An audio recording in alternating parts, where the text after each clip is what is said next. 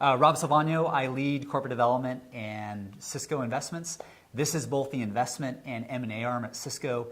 We're a very active investor and also acquirer. Today we've got investments in over 120 companies and LP positions in 40 funds.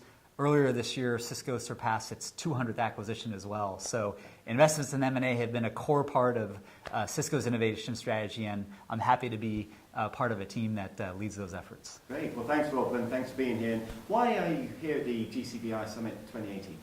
You know, even though Cisco has been a venture investor as long as we've been an acquirer, so we have 2+ decades of doing that, you have to constantly reassess and be willing to evolve your model. You know, where we are today is very different than where we started 20 years ago. So I think it's about learning.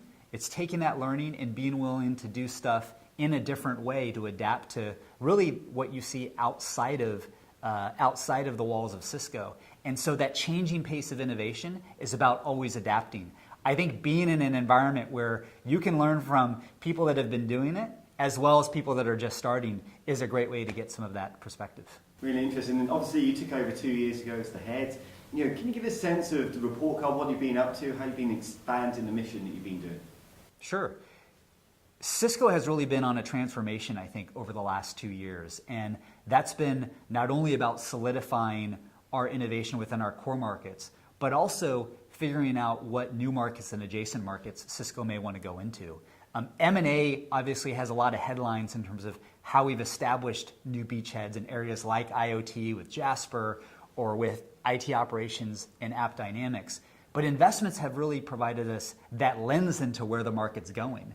I think one of the biggest evolutions of our investment strategy has been investing not only in areas relevant to Cisco today, but putting ourselves in a position to see those next horizon opportunities that may be 3, 4, 5 years down the road.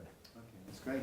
And you described a bit before the evolution that you've been on over the past 20 years. If you had advice for groups setting up as a CVC unit, what would you recommend as best practice now?